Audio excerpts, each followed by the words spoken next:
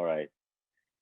So thanks for having me. The Slaughterman's Daughter is placed and set in 1894, the end of the 19th century. You know, the Russian Empire marches blindly into its final destiny.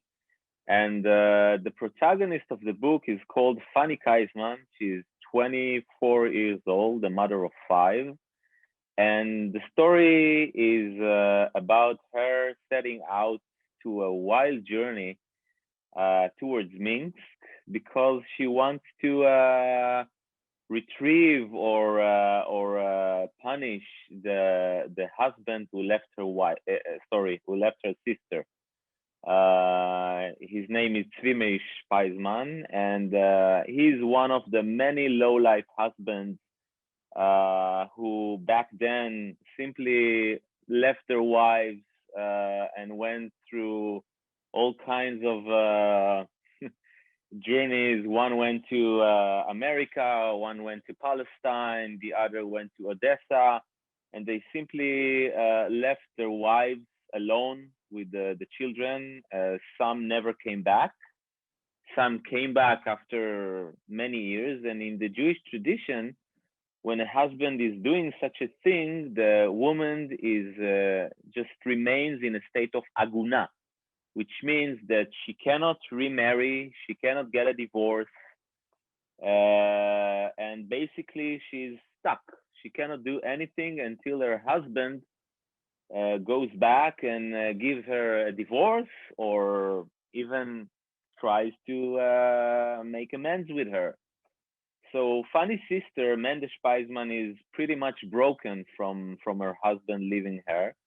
And Fanny sees her sister, and she wants to do what we call in Hebrew a tikkun. She wants to repair her situation. So she goes out to this wild journey. And if you wonder how come a Jewish woman can go alone in the 19th century in the wild East, you know, it's pretty much dangerous, let alone if you're a woman, particularly if you're a Jewish woman. So Fanny is not just a woman.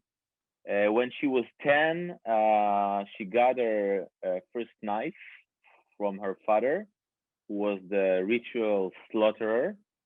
And she actually learned the trade and she became very good at it. So she always kept the knife strapped to her leg, even though she's done with slaughtering and she's even a vegetarian. But she kept the knife strapped to her leg. And when she went out to this journey, she knew that she is going to use this knife at a certain point. And so she goes and she managed to spin the entire Russian Empire, and she spits the police against the army, leaving trails of bodies after her. And the Russian police are starting to be involved, and they're starting to investigate all these cases. So this is kind of the premise of the book.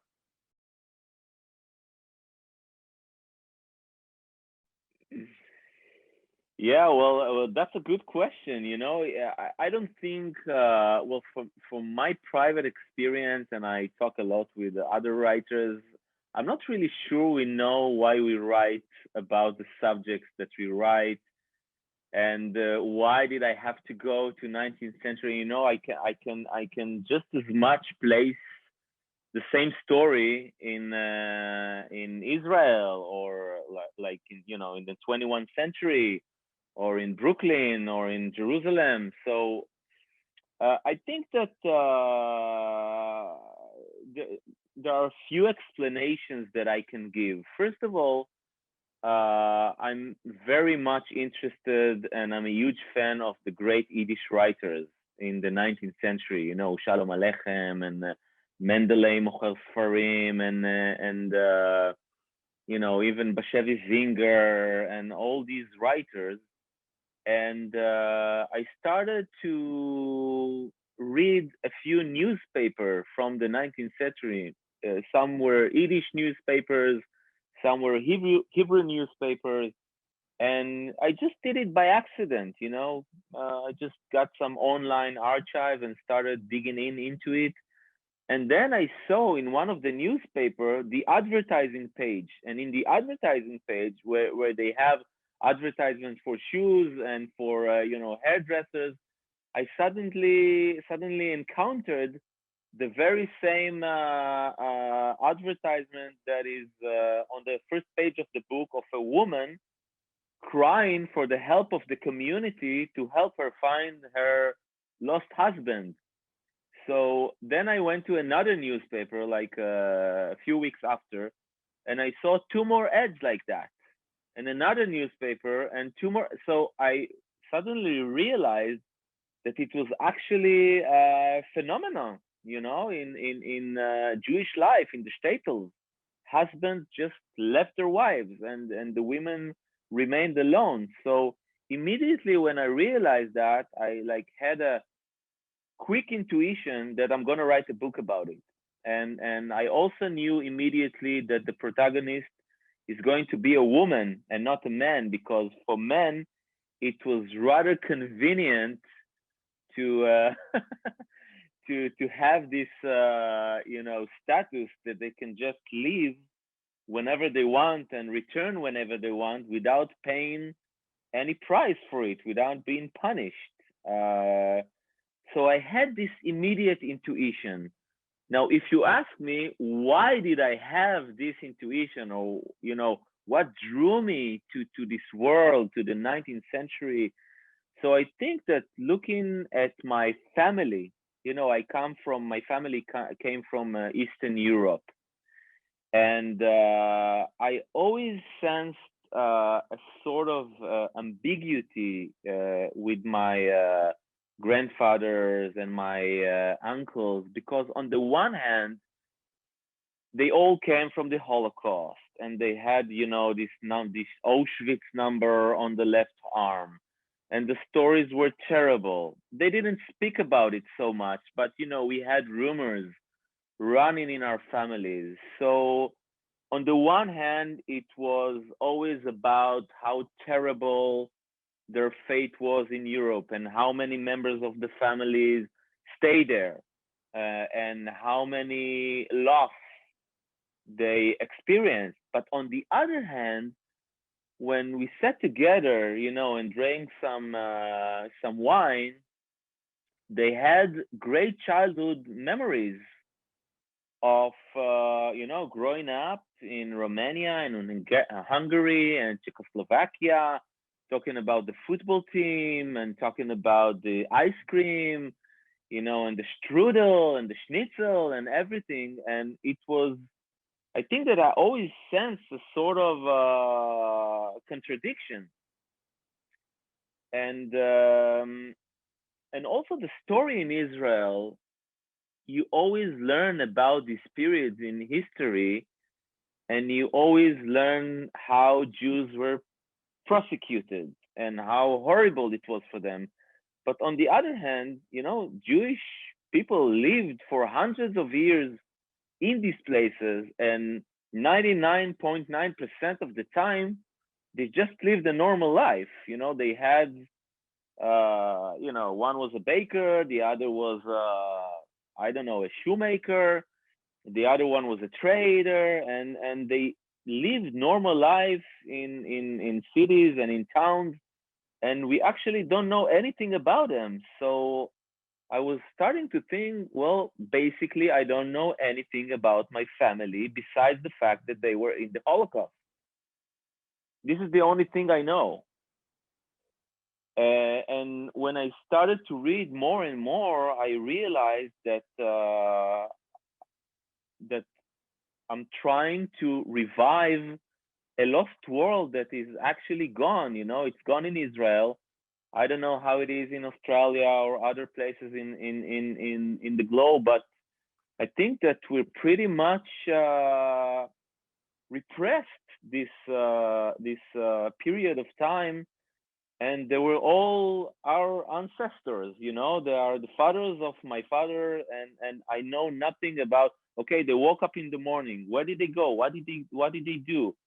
how did they did a ceremony? Suppose let's talk about marriage, okay, or I don't know, sitting together in a Friday meal. How did it look like? What were the relationship with the Christian neighbors? Okay, did they speak together? And and as I went on with the research, I realized how rich their life was, and how every one of them was a world in itself, and how Jewish life is much more complicated and rich than reducing it to the persecutions and the pogroms and the Holocaust. So as I went through writing the book, I kind of realized that this was my real attraction to this period, basically.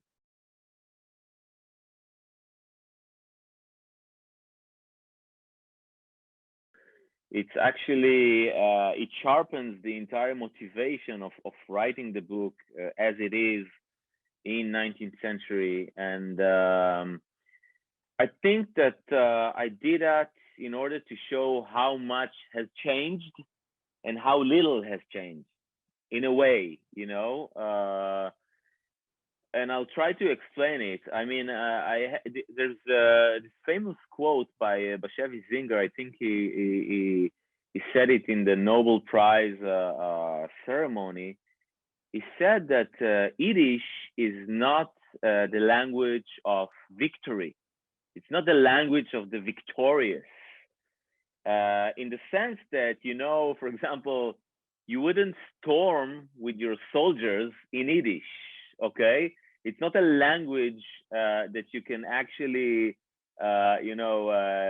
command soldiers in a battlefield, It's a language that is filled with humor and of day-to-day interactions. And, it's a language that allowed the Jewish people to speak in a secret language that no one else could understand on the one hand, but on the other hand, it also allowed them to to laugh about their situation, to accept it, because they couldn't really change it because they were a minority. They didn't have a lot of political power, so they had this secret language that they could actually laugh about everything and complain about everything in a funny way, So and I kind of wanted to write this book in Yiddish, not in the language of Yiddish, but in the spirit of Yiddish, And so this is the place of the humor, because if you bring it to the present, especially in Israel, and I can only speak for what's going on in Israel, to show the spirit of Yiddish right now in Israel, it's a radical thing to do, because now we don't speak in Yiddish language. We have the Hebrew language, which is the language of victory. We storm in Hebrew. It's a language that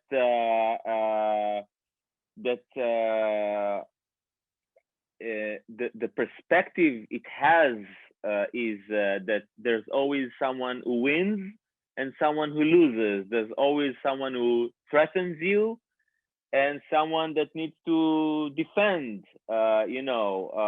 So it's very different from the Yiddish language, which is much more soft and humoristic, and accept the world as it is rather than trying to change it and be aggressive and own your, I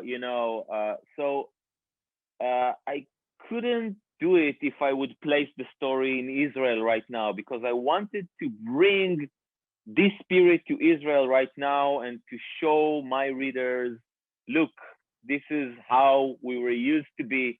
This is how we were used to talk to each other. And this is how we are now. So see how different it is. See how much has changed from this period, and what does it tell us about ourselves and about the things that we lost, you know? I don't know if you know it, but in Israel, when the Israeli state was formed, the Yiddish language was forbidden in Israel. You would actually get a fine if a policeman will catch you speaking Yiddish on the street. We wanted to create a new state, a new Jew, a strong Jew, not a Jew that was in Eastern Europe and went to the slaughterhouse without any. We wanted to create a new language, but there were a lot of good things in the old language that we repressed, that we denied, that we didn't allow it to step into the borders of Israel. So first of all, I wanted to show how much has changed. But as I wrote the book, I realized that a lot of things just remain the same. I mean, we spoke about the aguna, the status of the woman who is waiting for her husband to give her a divorce or to return. This exists even now in Jewish tradition. There's an amazing case that everyone is talking about right now in Israel about an extremely violent husband who tried to murder his wife in Israel. And in a miraculous way, she survived. He didn't kill her. And obviously, she wanted to divorce him. And he doesn't want to divorce. He's sitting in jail after he tried to kill her, and he doesn't want to divorce her. Okay, and it's crazy. So she can't get a divorce. Now everyone in Israel were completely, rage about it, and finally the Rabbanut, the Israeli Orthodox Rabbanut, decided to do an exceptional exceptional law, and they released her from the marriage. But imagine how other cases are just as insane as the case that I just described. So it's not that different. And another thing is that back in Europe, the Jewish people were a minority. And we always complained about the persecution and anti-Semitism and the way other nations treated us when we were a minority.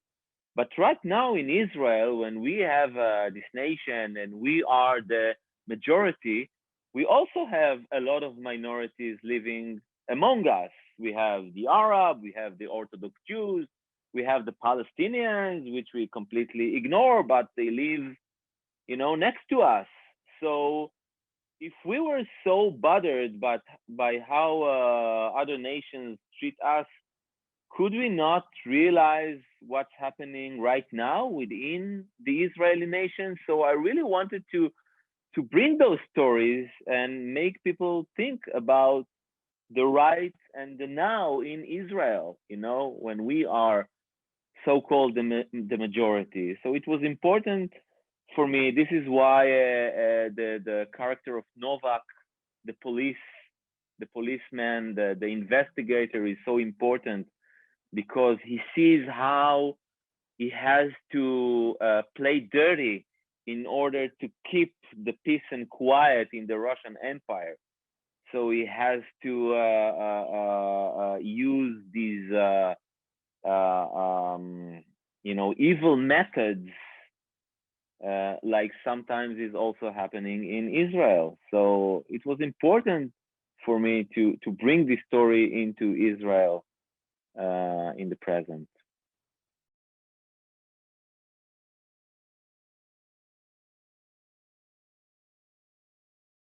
Yeah. Well, to begin with, as I said, it was completely clear to me that the protagonist has to be a woman. The world of man back then, and to some extent, I must say now, proves to be a bit lazy in changing the rules that are pretty much convenient. to them. But I think that not only funny, but it was important for me that also the rest of the characters will step out of the norms or the dictates that they were supposed to be subordinated by society.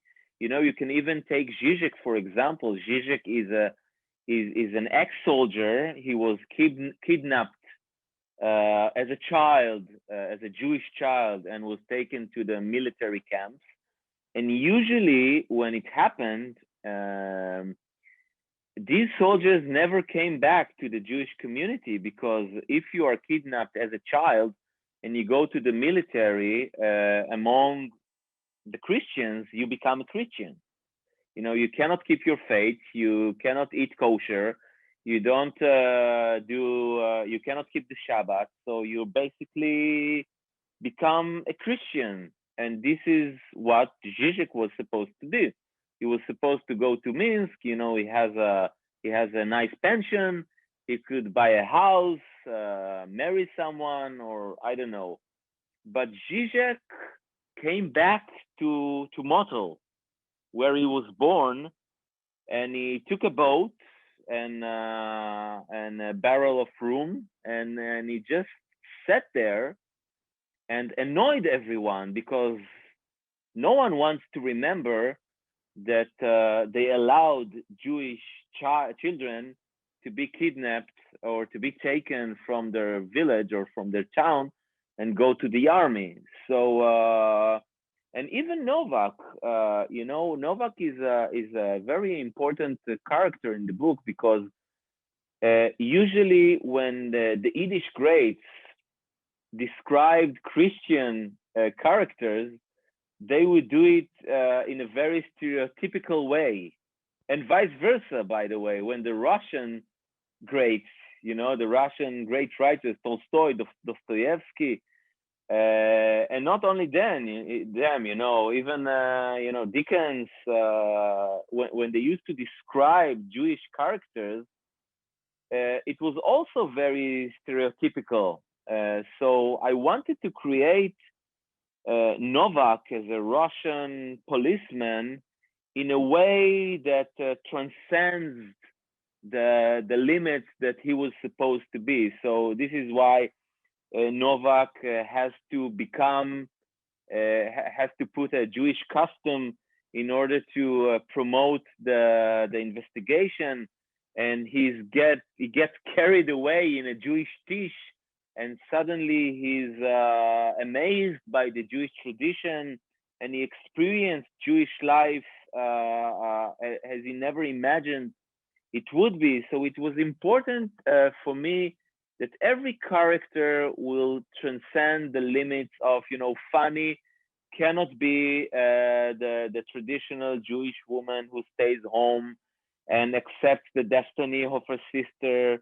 And Zizek would return to his hometown, and he wants to complete the cycle of his childhood. And Novak would start as the normal anti-Semite Russian police investigator, but he would go into this process of realizing what Jewish life is really like. So I think that this is, you know, this is what I like most in literature. You know, it can bring you to see another perspective that you never imagined that you could see.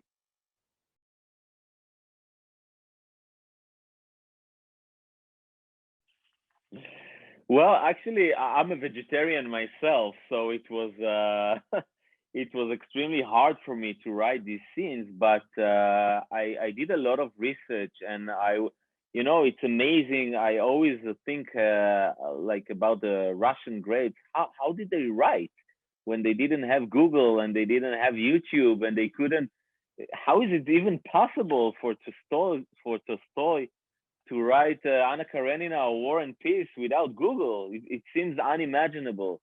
But today, you know, there are a lot of YouTube videos about the process of Slaughter and even in the Jewish tradition, I wouldn't recommend anyone to go and watch it, but I really had to go through all the. It wasn't easy. I can say that.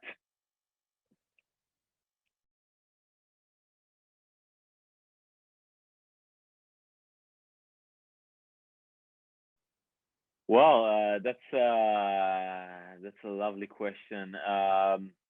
Tikkun olam is a Hebrew term, is a very ancient Hebrew term.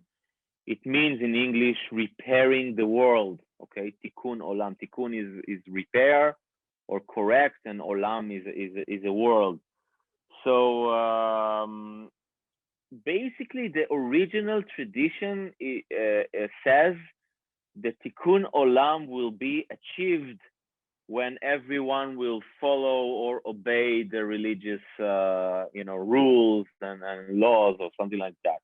Even we have a Jewish belief in the Jewish tradition that if if all the Jewish people in the world will obey the Jewish tradition, then the Messiah will come. So it will be like the beginning of the Messiah, of the new Messiah.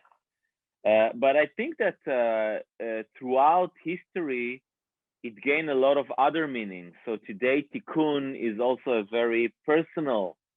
It has a personal meaning. It has a personal meaning, like correcting yourself or correcting oneself, or doing a personal process in which you kind of reach personal acceptance of yourself and the world. So I think that the meaning of tikkun in a personal sense means that you have to, in order to achieve a personal tikkun, you have to transcend your personal or local boundaries. Nietzsche always said, and it's very interesting for me, even now in Israel, that a lot of people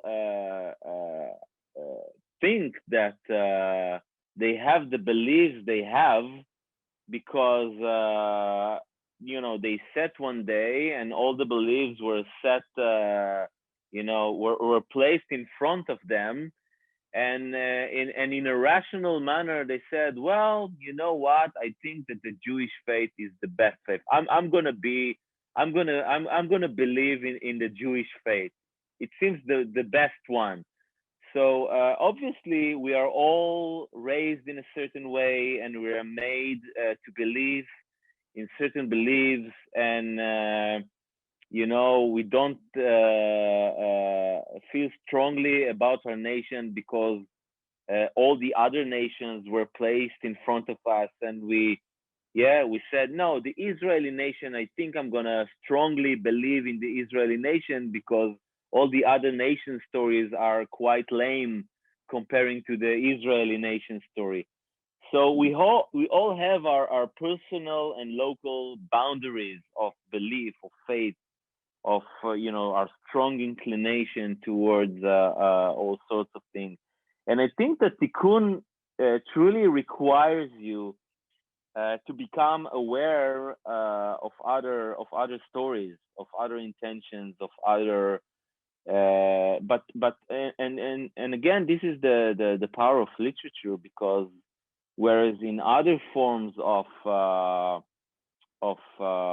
art, and not only art, you get these stories in a rational way. Okay, or you Google Wikipedia and you can learn a lot about Russia or Australia or the UK, but literature actually allows you to experience it in an emotional way, through the stories of the characters. So while the forces of reality always push you to justify your own story, okay, or to explain it, literature actually invites you to imagine different forms of life, different forms of belief.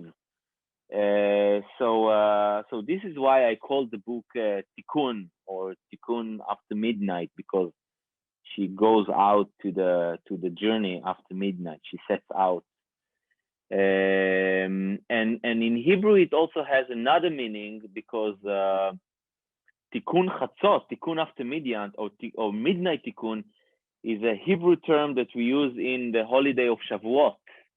It's the story of, I don't know if you know it, but in Shavuot, in the holiday of Shavuot, we stay up all night and we do a midnight tikkun.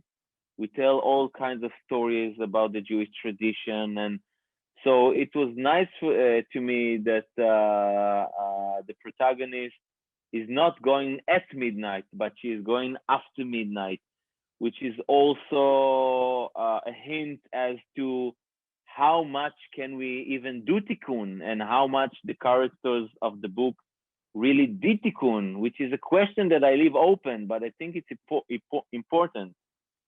What do the characters of the book discover about themselves?